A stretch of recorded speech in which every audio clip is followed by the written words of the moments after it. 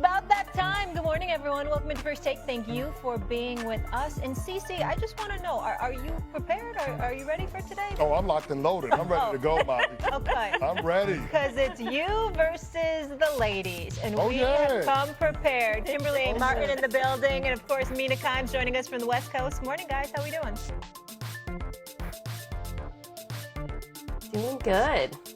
All right. Well, I'm always ready for Cece. Okay, all right. Let's get it. We are officially 2 weeks until the start of the NFL season, and you know who kicks the season off? That would be America's team, and that's where we start. Micah versus Jones continues, as there's been no forward progress in contract negotiations between Micah Parsons and the Dallas Cowboys. Jerry Jones was on Fox and Friends earlier this morning and was asked about the latest with Micah. Let's take a listen. Sorry to getting a deal with him. Micah's a great player, not a good player, but a great player. He knows more than anyone that it's a team thing. And so I know everybody's tired of hearing this, but you've got to put this puzzle together so that you can have some other people out there playing with Michael. That's the art of the deal, and that's why we're trying to get done. And we're trying to make this thing work. But we have all the appreciation in the world for what he can mean to the years ahead. We're proud to have you. Okay, again, Jerry Jones on Fox News this morning. Canty, what stood out to you the most from that interview? I don't understand why Jerry Jones takes us as fools. Jerry, we know what this is about. If you're trying to preserve cap space, you would have signed Micah at the beginning of this offseason before the edge rusher market got reset 3 times over. Or better yet, you would have signed Micah when he was first extension eligible last year when he was looking for a new deal, where it might have cost you $35, $36 million a year. Now you're talking about a number north of $41 million a year and him being the highest paid non-quarterback in NFL history. So when he has to talk about the depth and what it could potentially mean if you sign Micah to the deal that he's looking for and compromising what the team could be moving forward, he got to miss me all the way with that conversation, because that's not what drug this thing all the way out to the point that it's at right now. Okay, Mark. You know what? I've stopped listening to Jerry. I was very worried about this whole Micah situation. I was thinking there's no way. It's getting scary. Words like divorce are being thrown around. And I'm like, you know what?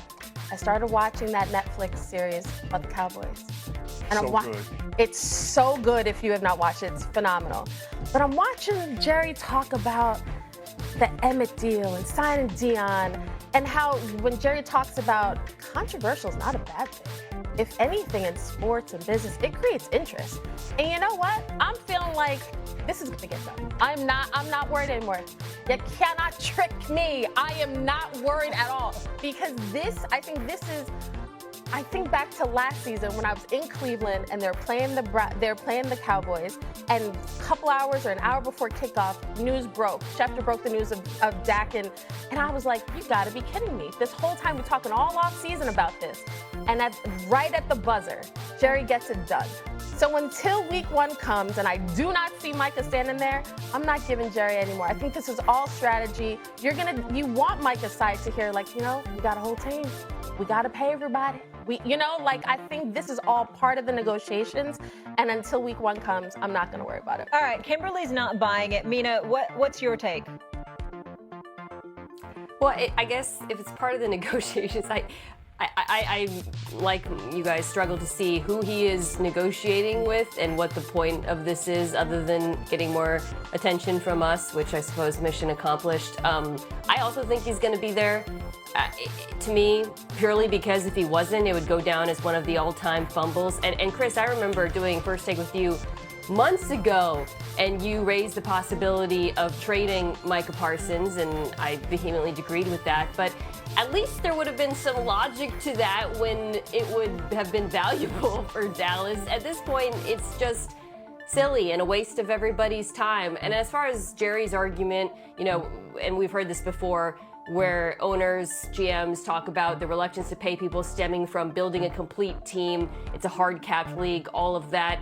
It's not the star player's job to take a discount so that you can afford everyone else. It's your job to draft affordable, talented players who are on rookie contracts. It's one of the great advantages that you have in this league is that rookie wage scale, and then fill the roster that way. This is not on Micah Parsons. It's completely on the Cowboys front office. Yeah, and here's the thing, Mina. I agree with you wholeheartedly about best players not having to take a discount or not having to make the salary cap work. He's not the general manager, and apparently Jerry Jones wants Micah Parsons to be his own agent as well.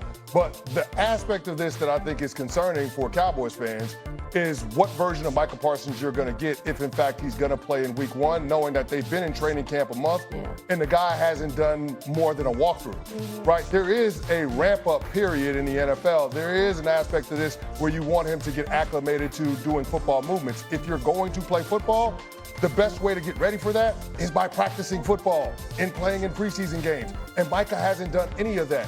And the last place that the Dallas Cowboys want to be is in a position where Micah Parsons goes out there week 1, not acclimated to doing football movements, and it could potentially keep him out for an extended period of time this year. We saw it last year. It wasn't a pretty picture for that defense and the team as a whole. And that's the risk that the Dallas Cowboys have run by handling these Micah Parsons negotiations the way that they have. Potentially taking a huge toll on his body. Kimberly, so you think he's going to start week 1? I think this will get done. If I am advising Micah, I don't think he should step on the field. But I do think when Jerry talked, when he was on Fox News, he said he is a great player. I know we can talk about Jerry Jones and we can say, you know, he's confusing, his logic doesn't seem to be there all the time as far as the negotiations. He's costing himself more money. But Jerry's not crazy. Like, unless I'm like, he's not crazy enough to botch this to the point of Micah wouldn't be on this team. I just don't see that happening. And when you talk to people around the league, like, they still expect, oh, week 1, they kind of shrug their shoulders like, yeah, he'll be a Cowboy. I don't know what the future holds beyond, but I just can't imagine that Jerry would understand that Micah is such a premier player, historical numbers early in his career, and yet we'd be in a situation of why didn't he trade him? Like Mina was saying, like, Cece, you've been saying it would make more sense logically, but logic doesn't always run parallel with Jerry Jones's thought process. Like, I think it's about the attention. It is about how do we get more eyes on us, and in the end, if it costs me more money, it costs me more money, but the guys I want are still here. Mina, you think he starts week 1? I do. You know, it's so rare for players to hold out. Maybe we saw, I think about Chris Jones week 1, Kansas City sitting out. That's kind of the most recent example, I suppose. I still think a deal gets done, but that's me operating from the place of it would just be so stupid if it didn't, that it has to happen. But the other thing that, you know, Micah has working in his favor, aside from being one of the 3 best edge rushers in football, his defense is not good without him. There are holes at all 3 levels that have not been fixed, in my opinion. Defensive tackle remains an issue. Stopping the run, linebacker, huge question marks there. The cornerback room is incredibly injured. The case for this defense even being average or above rests entirely on them having a dominant pass rush. I like Donovan Ezeraku, who they drafted opposite him. You bring in Dante Fowler, you have good depth, but this does not work without Micah Parsons, and he must know that. All right, to be continued on that subject because we know it's not going anywhere. Let's get to our other major story, which has been the Bengals. No secret that the Bengals defense is their